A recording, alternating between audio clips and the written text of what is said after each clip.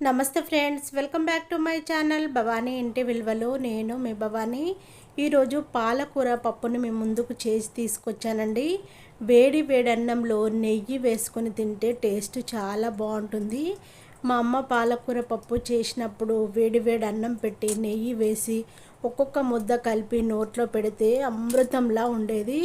అంత టేస్టీగా ఉండేది. మా అమ్మ చేసిన రెసిపీయే మేము ముందుకు తీసుకొచ్చానండి. టేస్ట్ మాత్రం అద్దరిపోయింది. చిన్నగా ఉన్నప్పుడు మా అమ్మ అయితే ఎలా చేసిందో అలాగే చేసి మేము ముందుకు తీసుకొచ్చాను. పాలకూర పప్పును మేము ముందుకు తీసుకొచ్చాను. స్టవ్ పైన ప్యాన్ పెట్టేసుకొని 2 స్పూన్ల వరకు ఆయిల్ వేసేసుకోవాలి. ఆయిల్ వేడయ్యాక 1 స్పూను ఆవాలని వేసుకోవాలి. 1 స్పూన్ వరకు జీలకర్రని వేసేసుకోవాలి. 2 ఎండుమిర్చిని తుంచి వేసేసుకొని రెడ్గా ఫ్రై చేసుకోవాలి. పాలకూర పప్పు రోటీలోకైనా రైస్లోకైనా చాలా చాలా బాగుంటుందండి. ఇందులో కాంబినేషన్గా చారునైనా చేసుకోవచ్చు, టమాటా చారునైనా చేసుకోవచ్చు, సాంబార్నైనా చేసుకోవచ్చు, ఎలానైనా తినొచ్చండి. టేస్ట్ చాలా బాగుంటుంది. కట్ చేసి పెట్టిన ఉల్లిపాయ ముక్కలు, పచ్చిమిర్చి ముక్కలు, కరివేపాకును వేసేసుకొని దోరగా ఫ్రై చేసుకోవాలి. ఫ్రెష్గా రెడీ చేసి పెట్టిన అల్లం వెల్లిగడ్డ పేస్ట్ని వేసేసుకొని పచ్చి వాసన పోయే వరకు ఫ్రై చేసుకోవాలి. అల్లం వెల్లిగడ్డ పేస్ట్ ఎప్పటికప్పుడు ఫ్రెష్గా దంచి వేసేసుకోవడం వల్ల ఫ్లేవర్ చాలా బాగుంటుంది. కర్రీ కూడా చాలా టేస్ట్గా ఉంటుంది. మొత్తము మిక్స్ అయ్యేలా కలుపుకోవాలి. అల్లం వెల్లిగడ్డ పేస్ట్ మంచిగా ఫ్రై అయిన తర్వాత 1 స్పూన్ వరకు పసుపుని వేసేసుకోవాలి. ఇదైతే పాలకూర పప్పు చాలా బాగుంటుందండి. పెసరపప్పు పాలకూరని తీసుకున్నాను నేను. పెసరపప్పు పాలకూర ముద్దపప్పులాగా చేసుకొని వేడి వేడి అన్నంలో నెయ్యి వేసుకొని తింటే టేస్ట్ చాలా బాగుంటుంది. ఒక అరగంట పాటు నేను నానబెట్టాను. 1 కప్పు వరకు తీసుకున్నాను.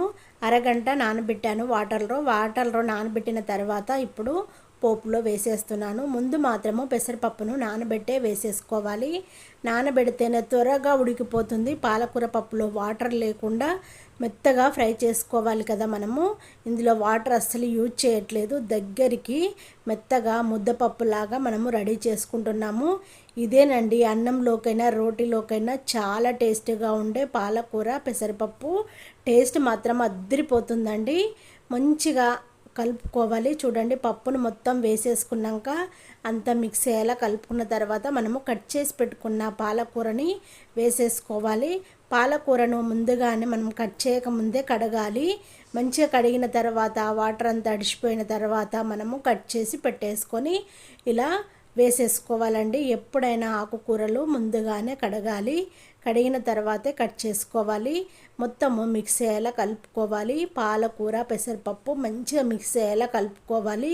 ఇందులో మనము ఏ మాత్రము ఒక్క చుక్క వాటర్ లేకుండానే పాలకూర పెసరపప్పును ఫ్రై చేస్తున్నాము.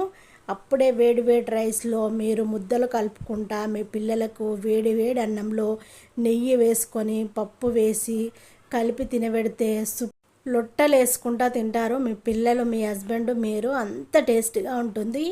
ఇలా చేసుకోవడం మిస్ అవ్వకండి. పాలకూర పెసరపప్పు చాలా అంటే చాలా కమ్మగా ఉంటుంది. ఇలా చేసుకొని చూడండి. అప్పుడే మీరే అనుకుంటారు ఎంత బాగా చెప్పారు నిజంగా భవానీ గారు, ఎంత టేస్టీగా ఉంది అనుకుంటారు. అంత టేస్టీగా ఉంటుందండి. మూత పెట్టేసుకొని ఒక 10 మినిట్స్ వరకు లో ఫ్లేమ్లోనే ఉడికించుకోవాలి. చూడండి, మనకి ఆల్మోస్ట్ రెడీ అయిపోయినట్టే. పప్పు ఉడికిపోయింది. మళ్ళీ ఒకసారి అయితే కలుపుతున్నాను పప్పును, పాలకూరను. ఇలా మంచిగా కలిపితేనే టేస్ట్ చాలా బాగుంటుందండి. మంచిగా కలుపుకొని మూత పెట్టేసుకోవాలి. మళ్ళీ ఒకసారి మరొక 5 మినిట్స్ వరకు ఉడికించుకోవాలి. 5 మినిట్స్ తర్వాత మూత తీసుకోవాలి. మూత తీసుకొని చూస్తే పప్పు మెత్తగా ఉడికిపోయింది. పాలకూర కూడా మంచిగా ఉడికిపోయిందండి. ఇప్పుడు సాల్ట్ని వేసేసుకుందాము. మీ టేస్ట్కి తగినంతగా మీరు సాల్ట్ని వేసేసుకోవచ్చు. నేను సాల్ట్ని వేసేస్తున్నాను. కొంచెము ఎక్కువగానే, అంటే దీనిలోకి సప్పచారు అంటారు మేము. చింతపండును పిసికిన తర్వాత ఉల్లిపాయ ముక్కలు వేసేసుకొని జీలకర్ర ఎల్లిగడ్డను దంచి పులుసులో కలిపేసుకోవాలి. తర్వాత కావాలనుకుంటే మీరు పోపు వేసుకోవచ్చు, లేదంటే స్కిప్ చేయవచ్చు. నేనైతే అందులో జీలకర్ర ఎల్లిగడ్డను దంచి కొంచెం ఉప్పు కారం కలిపి ఉల్లిపాయ ముక్కలు పచ్చివే ఫ్రై చేయకుండా ఉల్లిపాయ ముక్కలను వేసేసుకొని సర్వ్ చేసుకోవడమేనండి. అందుకే సప్పచారు అంటున్నాను. సప్పచారు అది చాలా బాగుంటుందండి. టేస్ట్ మాత్రం అద్దరిపోతుంది. ఇప్పుడు సమ్మర్లో ఎక్కువ శాతము సప్పచారును తినాలి, చాలా మంచిది. పాలకూర పప్పునంతా ఒక బౌల్లో వేసేసుకున్నాం కదా. ఇప్పుడు టమాటాని రోజ్ ఫ్లవర్స్ లాగా కట్ చేస్తున్నాను. కట్ చేసి గార్నిష్ చేస్తున్నాను. చూడండి, పాలకూర పప్పులోకి ఇలా టమాటాను గార్నిష్ చేసి చూపిస్తున్నాను. రోజ్ ఫ్లవర్స్ లాగా కట్ చేసి చూపిస్తున్నాను. చాలా అంటే చాలా టెంప్టింగ్గా ఉంది. చూడగానే పిల్లలు హస్బెండ్ ఆవురు ఆవురని తినేస్తారు, అంత బాగుంటుంది. చూడడానికి కూడా మంచి టెంప్టింగ్గా ఉంది. చూడండి, ఇలా పెడితే ఎంత బాగా కనిపిస్తుందో.